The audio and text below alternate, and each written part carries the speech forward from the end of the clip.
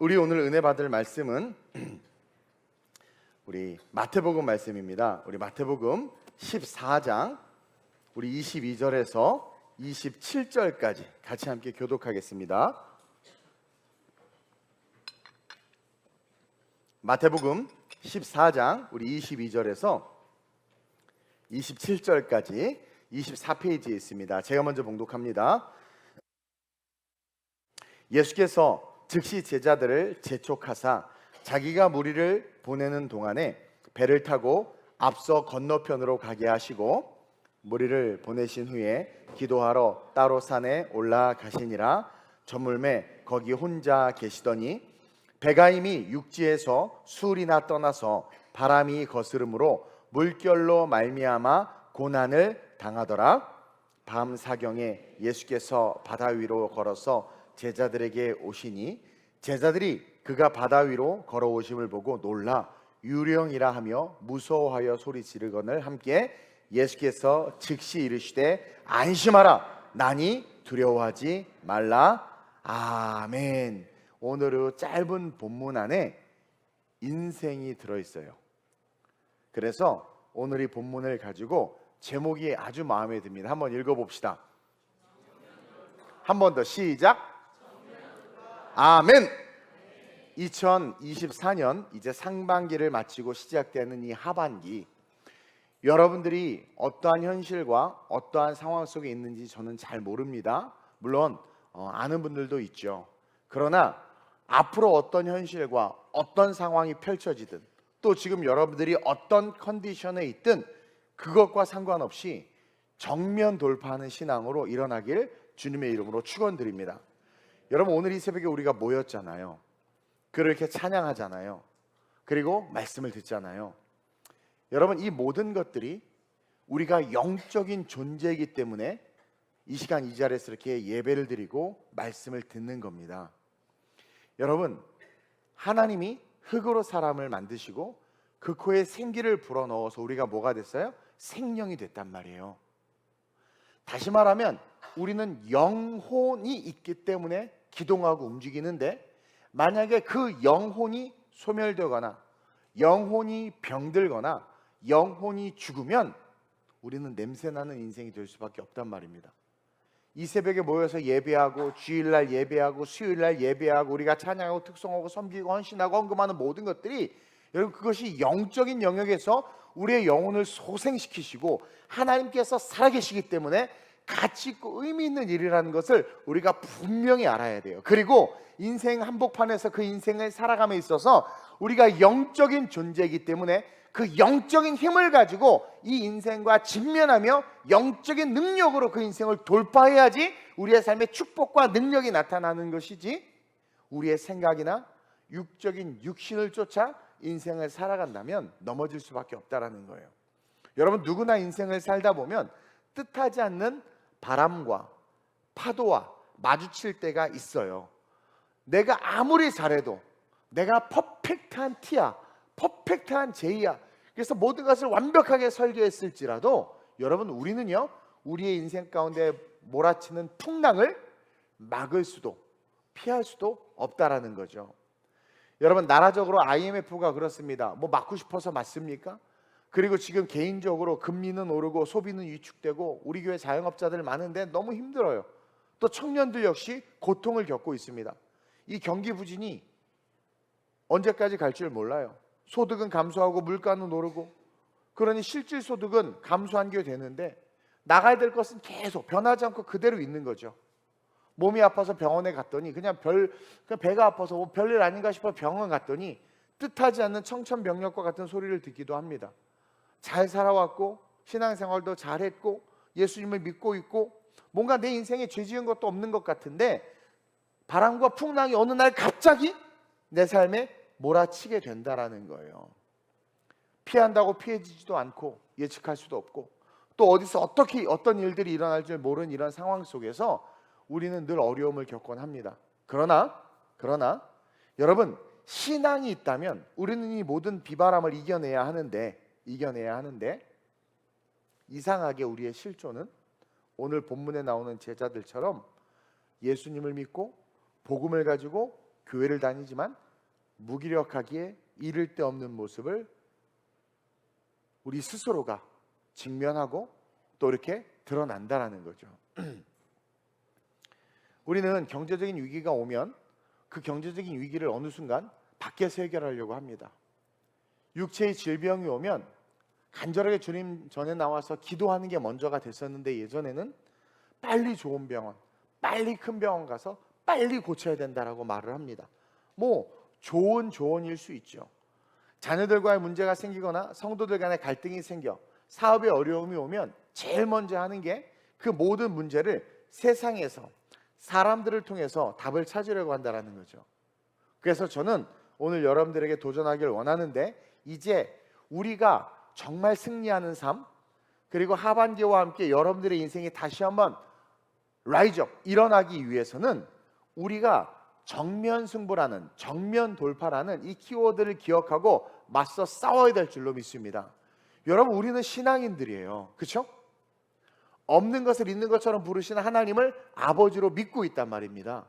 그러면 직면하는 모든 문제 앞에서 우리는 기도로, 신앙으로 승부를 할 수 있어야 되는데, 영적인 존재이기 때문에 그래야 되는데, 어느 순간 영적인 능력을 다 잃어버린 채 그냥 세상 가운데서 그 문제를 해결하려고 한단 말이에요. 그런 친구들이 있어요. 목사님, 기도가 안 돼요? 신앙이 떨어진 것 같아요? 목사님, 삶의 문제가 자꾸 일어나고 괴로워요? 가정의 어려움들이 있어요? 그러면 그 어려움, 직면하는 그 문제를 가지고 어떻게 해야 돼요? 기도하고 신앙으로 그것을 돌파하려고 해야 되는데, 어느 순간 우리는 그걸 잃어버렸다라는 거죠. 삶의 문제가 해결되지 않는다고 주의 종에게만 기도 제목 던져놓고 자기는 그냥 살아요. 신앙생활하는데 기쁨이 없대. 그러면 그 기쁨이 왜 없고 왜 없어졌는지를 깨달아서 그 기쁨을 회복하려고 어떻게 해야 돼요? 영적으로 돌파를 해야 되는데 기도하지 않는다라는 거죠. 탈진했대. 그래서 좀 쉬고 싶대. 여러분, 우리가 육적으로 탈진할 수 있습니다. 또 영적으로 탈진할 수 있어요. 그래서 쉬고 싶어서 쉬면 어떻게 되는 줄 아세요? 육체는 회복이 돼요. 근데요, 여러분, 육체가 회복되면서 뭐가 사라지냐면 영적인 영역에 대한 가치가 소멸되는 거 아십니까? 그러니까 하나님의 네피시, 호흡을 가진 하나님의 사람이 지쳤습니다. 뭔가 은혜가 떨어졌어요. 뭔가 갈급함들이 사라졌어요. 그럴 때 쉬고 싶다 해서 쉽니다. 근데 인간적인 방법으로, 세상적인 방법으로 쉬면 그 쉼을 통해서 육체는 회복이 되는데, 동시에 어떻게 되는 줄 아세요? 좀 회복이 되면 이렇게 신앙생활하면서 살아도 괜찮네? 그러니까 예전에 수요 예배, 금요 예배 나오고 막 주일 예배 나오고 막 그러면서 열심히 기도하고 막 살았단 말이에요. 근데 너무 지쳐서 어느 날 잠깐 쉬고, 목사님한테도 허락받고 주중 예배 잠깐 내려놓고 주일날만 이렇게 잠깐 나오면서 뭐 제주도 여행도 가고 좀 쉬었어요. 그러니까 몸은 회복돼서 컨디션 너무 기름기 잘 흐르고 너무 좋아. 근데 보니까 그렇게 쉬면서 주일날만 예배드리고 인터넷으로 예배드리고 그래도 벼락이 내리치는 것도 아니고 또 막 내 안에 죄책감이 있는 것도 아니고 그냥 괜찮아. 그래서 이렇게 신앙생활해도 되는구나. 그렇게 열심히 봉사하고 뭐 그렇게 안 해도 되는구나. 그러면서 그냥 그렇게 흘러간단 말이에요. 근데 여러분, 그 속에서 내 안에 내 영혼이 영적인 가치를 잃어버려요. 그래서 그렇게 되나 보다 하면서 휩쓸려 가서 형성된 교인들의 모습이 오늘날 이 교인들의 모습이라는 거예요.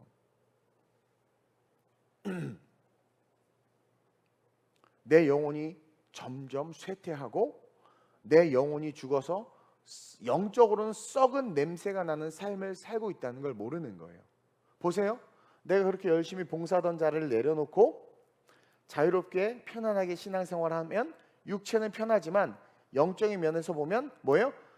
육체가 편하기 때문에 내 영혼이 죽어서 내 영혼의 썩은 냄새가 나고 있다는 것을 인식해야 되는데 그것을 못하는 거예요.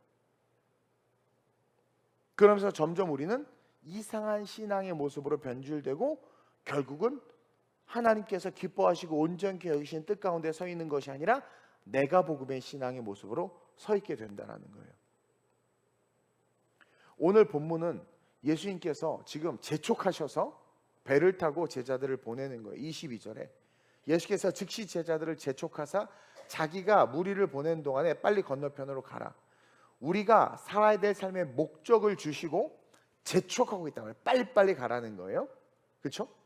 그래서 보내놓고 예수님은 기도하러 산에 올라가셨단 말이에요. 예수님은 항상 그 삶의 영적인 영역을 돌보는 시간들을 갖고 계셨어요. 자기의 영적인 영역을 돌보는 시간들을 갖고 계셨단 말이에요. 배가 이미 육지에서 술이나 떠나서 갑자기 이렇게 가고 있는데 바람이 부는 거죠. 여기서 24절에 고난을 당했다라는 것은 이들이 어부인데 고난을 당했다라는 것은 생명의 위협이 올 정도로 풍랑과 물결이 거셌다라는 거죠. 이게 인생이라는 거예요. 인생. 얼마나 그들의 인생에 위기가 왔으면 예수님께서 25절에 밤사경에 바다 위를 걸어서 제자들에게까지 왔단 말이에요. 그리고 오신 그 예수님께서 뭐라고 말씀하시냐면 27절에 즉시 이르되 안심하라. 풍랑과 시련 속에서, 지침과 고난 속에서, 질병과 아픔 속에서 진정한 안심, 즉 쉼과 회복이 누구에게 있다라는 거예요? 주님에게 있다라는 거예요. 따라서 우리는 우리가 직면한 문제 앞에서 신앙으로 그 모든 것을 뚫고 갈 수 있는 영성, 영역이 회복돼야 된다라는 거예요. 장사가 안 된다고 말합니다.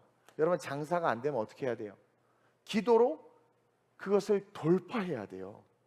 영적으로 지쳐서 회복되길 원한다면 그냥 제주도 놀러가서 1박 2일, 3박 4일 뭐 한 달 동안 쉬는 게 아니라 진정한 회복은 뭡니까? 내가 회복될 수 있도록 기도로 그 문제를 돌파하는 거란 말입니다. 제가요, 우리 청년들도 많이 보지만 영적으로 지쳤다고 해서 조금 자유를 주고 쉼을 주니까 결국은 다 떠나가. 예수님께서 오셔서 안심하라, 하나님이 주시는 그 회복 속으로 들어갈 수 있어야 되는데 어떻게 되는 거예요? 넘어져 가는 거예요. 베드로가 물에 빠져갑니다.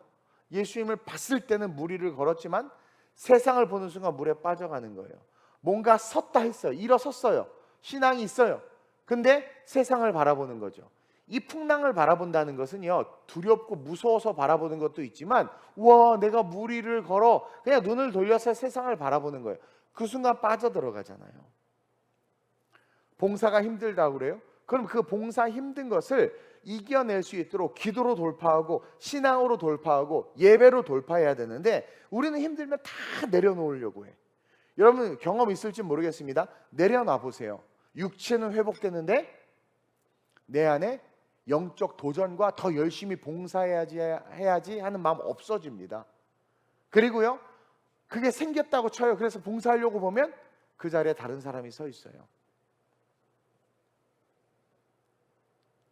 달란트의 비유도 문화의 비유도 우리에게 진리를 가르쳐 주는 게 있는데, 영적인 존재의 누리는 영적인 것으로 회복돼야 되고, 영적인 누리는 우리를 힘들게 하고 지치게 하는 모든 것들을 영적으로 돌파해야 된단 말이에요. 그럴 때 저와 여러분들의 삶에 진정한 회복이 있는 거예요. 제가 제주도에서 여러분들 한 달 안식월로 쉴 때 그냥 쉰 게 아니에요. 숙소를 동서남북으로 잡아주셔가지고 열심히 돌아다녀야 됐어. 그리고 그냥 쉬는 게 아니라 영적으로, 그러니까 쉬고 회복돼서 여러분들이 제가 갔다 왔더니 설교가 또 좋아졌다고 그러는데 그게 쉬어서 좋아진 게 아니에요. 계속 이 교회 저 교회 가고 이분 저분 설교 듣고 말씀 보고 책 보고 계속해서, 그러니까 영적인 문제를 영적으로 뚫을 수 있어야 되거든요. 근데 한국 교회가 그것을 잃어버리니까 무너지는 거죠. 교회가 쇠퇴하니까, 교회가 부흥이 되지 않으니까 그걸 부흥시키려고 태진아 부르는 거예요. 막 그걸 부흥시키려고 막 세상의 방법을 도입하는 거 아니요. 영적으로 돌파해야 된다니까요. 몸이 아프면 병원 가는 것도 중요한데 왜 먼저 내가 이 문제를 가지고 성전에 가서 기도해야지라는 생각을 못 합니까? 상처를 받았습니까? 그럼 이 상처 때문에 아프면 이 아픈 상처가 회복되도록 기도로 돌파해야 되는데 그냥 놔두니까 어떻게 돼요? 썩어서 냄새가 나는 거예요. 절대 용서 못해. 아주 그냥 끝이야. 이게 그리스도인입니까? 저와 여러분들이 어떤 신앙 안에서 문제가 생겼을 때 보세요. 다 주여, 다윗도 주여 계속해서 주의 이름을 부른단 말이에요.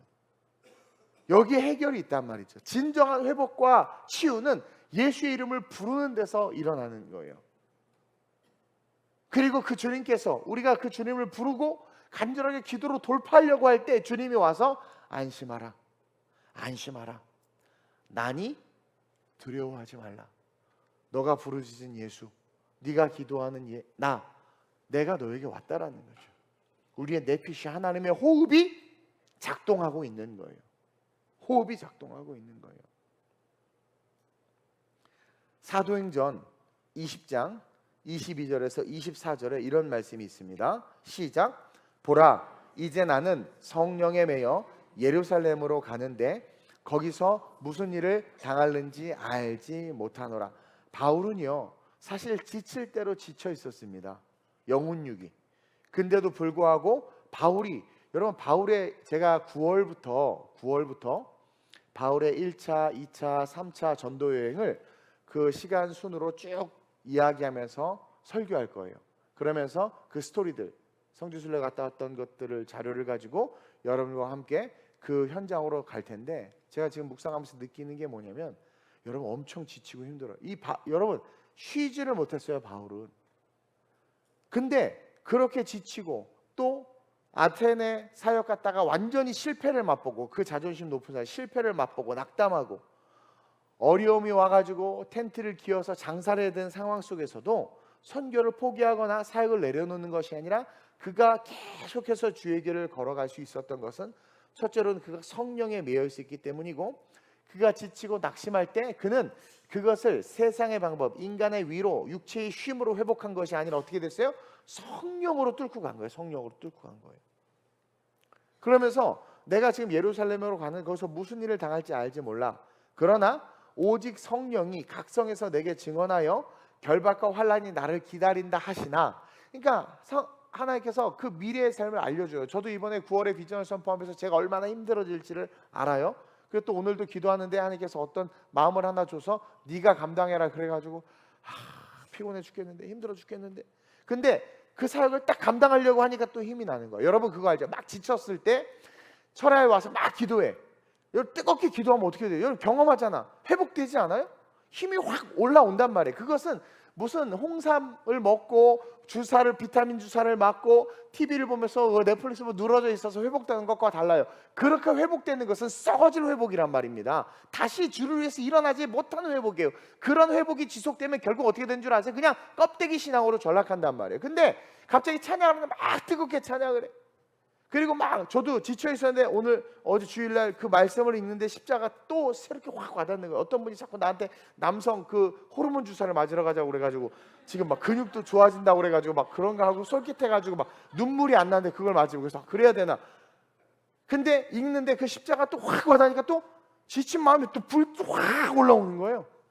여러분 그 회복이에요. 그게 진짜 회복이에요. 그래서 진짜 회복된 사람과 가짜로 회복된 사람의 특징은, 진짜로 회복된 사람은 주의를 향해서 달려나가고요, 가짜로 회복된 사람은 그래 적당히 해야 돼, 내가 너무 오버했어, 이렇게 전락된단 말이에요. 저는요, 여러분들이 직면한 삶의 문제가 어떤 건지는 모르지만 그 문제 앞에서 첫째로 과연 나는 기도하고 있는가, 둘째로 나는 그 문제를 영적으로 돌파하려고 하고 있는가. 상처받았다고만 말은 하는데, 그럼 상처받은 내가 회복되기 위해서 나는 영적인 액션을 취하고 있는가.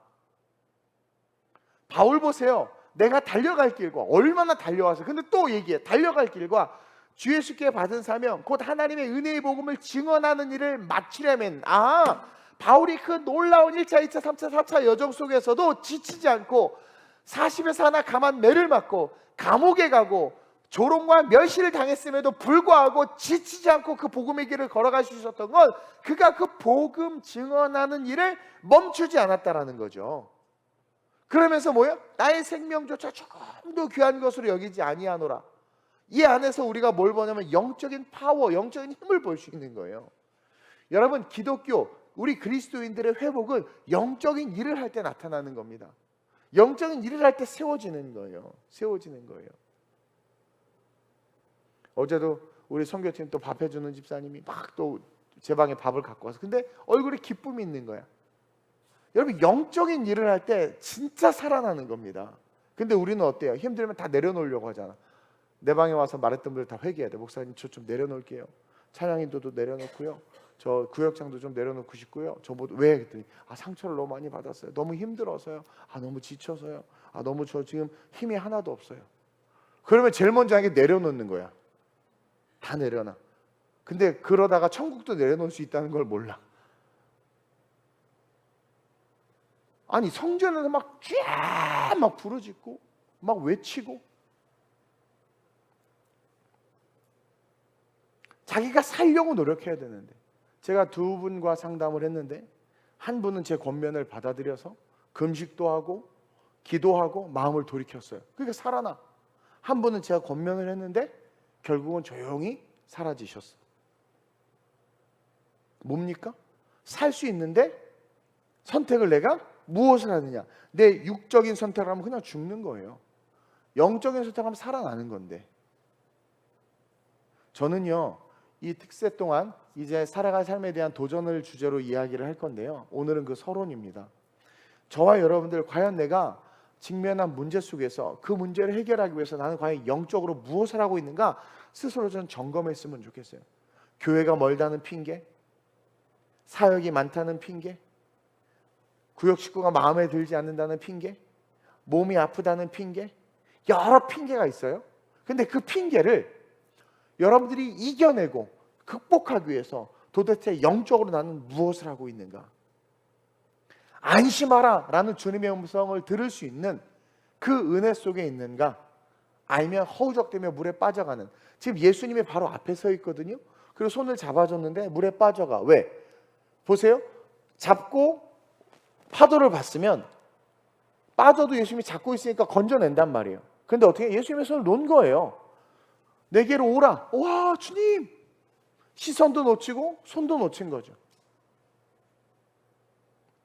저와 여러분들이 어떠한 상황과 환경 속에서도 믿음으로 돌파할 수 있는 은혜를 가져야 돼요. 가끔 여러분 그거 알죠? 제가 진리를 이야기합니다. 밥그릇은 국그릇을 못 품어요. 그래서 정리할 때 항상 국그릇 안에 밥그릇을 놓고 싱크대로 갑니다. 밥그릇 위에 위태하게 국그릇 얹어서 가는 사람이 있어요? 여러분들은 밥그릇입니까? 국그릇입니까? 우리는 자기 그릇을 볼 줄 알아야 돼요. 나는 과연 영혼들과 사람들과 사역들과 사명들을 품을 수 있는 그릇인가? 그렇지 않다면 짜증나, 나 저 사람 못 품어, 막 그럼 내가 작잖아. 어떻게 해야 돼요? 기도로 돌파하는 거죠. 내 그릇을 박살내 주시고, 기록된 말씀에 당신은 토기장이라고 기록된 말씀을 읽었습니다. 나를 빚어달라고. 내가 우리 구역을 다 품을 수 있도록, 내게 맡겨진 5가지 직분을 다 품을 수 있도록, 구역장을 감당할 수 있도록, 선교를 감당할 수 있도록. 근데 우리는 자기 그릇 안에 품을 수 있는 사람들만 달라고 그러고, 품을 수 있는 사역들만 달라고 그러고, 품을 수 있는 일들만 하겠다는 거죠. 그 모습 그대로 곤조, 그걸 가지고. 하나님이 저에게 세계선교의 비전을 주셨을 때 제가 얼마나 초라한지를 알아서 했던 기도에, 나를 박살내시고 당신의 손으로 나를 빚으사 하나님께서 말씀하신 모든 것들을 품을 수 있게 해달라고. 그러니까 정말 그렇게 됐어요. 저도 지쳐서 내려놓고 싶은 마음이 들 때가 있었는데, 그럴 때 제가 깊이 있게 기도할 때 저는 경험합니다. 하나님이 나를 살리시고 회복시키고, 그 인간의 말도, 인간의 위로도 안 돼. 아무리 막 고기 사주고 밥 사주고 안 돼. 우울해요? 마음의 상처를 받았어요? 삶이 지칩니까? 우리는 능히 다 그 모든 것에서 이길 수 있는 힘이 있단 말이에요. 그것이 기도고 성령의 축복이에요. 따라서 이제 여러분 하반기 시작하는 그 삶에 있어서 기도로 여러분들의 문제를 돌파하고, 기도로 여러분들의 삶의 그 모든 시련들을 돌파하고, 그래서 정면 돌파함으로 말미암아 승리하는 저와 여러분들이 됐으면 좋겠어요. 공부가 안 됩니까? 공부 잘 할 수 있도록 기도해야죠. 사업이 안 되고 장사가 안 되고 경기가 불황이다 막 그러면서 아이고 하는 게 아니라, 장사가 안 되면 성전에 나가서 기도해야죠. 사업이 안 되면 성전에 나가서 기도해야죠. 상처받았으면 성전에 나가서 기도해야죠. 상처받았다 끙끙 앓고 있어요. 돈이 없으면 성전에 나가서 기도해야죠. 사역이 감당하기 어려우면 성전에 나가서 기도해야죠. 사역 감당이 힘들다고 내던지는 거 누구나 할 수 있어요. 개나 소나. 근데 그거 감당할 수 있게 해달라고 기도하는 건 성령의 사람만이 할 수 있는 거란 말입니다. 그렇게 기도할 때 어떻게 되는 거예요? 하나님의 나라가 열려지는 거예요. 어떤 분이 설교해도 은혜 받을 수 있는 사람은 그릇이 큰 사람들이에요. 그릇이 큰 사람들은 다 은혜 받아요. 그러나 그릇이 작은 사람들은 판단과 정죄하기에 바빠. 그릇이 큰 사람은요, 어떤 일을 당해도 그냥 허허허 웃고 다 넘어가요. 그러나 그릇이 작은 사람들은 그 안에서 여러분 거의 비슷한 그릇끼리 껴놔봐. 나중에 빠지지도 않아. 이거 그렇죠? 막 끼드득 하면서 막 그런 인생 살고 있지 않아요? 비슷한 사람들끼리 비슷하게 구해야 이렇게. 그럴 때 망치 두 개를 다 깨버려야 돼. 막 그냥 다시 빚어야 돼. 그냥 다시 그걸 빼겠다고 무슨 퐁퐁을 넣고 돌리고 난리치고 픽하다가 얻어맞고 막 그냥 그러지 말고. 그러니까 우리가 큰 그릇이 되면 돼. 저는 우리 교회가 9월에 그 비전도 그건데 큰 그릇이 되길 원해요. 그래서 모든 것을 좀 품었으면 좋겠습니다. 오늘 31절에 그런 말씀을 하세요. 예수께서 즉시 손을 내밀어 그를 붙잡으시며 이르시되 믿음이 작은 자야 왜 의심하였느냐. 그렇죠? 여러분 의심하고 있지 않 기도한다고 해결되겠어? 예배 열심히 드린다고 해결되겠어? 헌금 열심히 한다고 해결되겠어?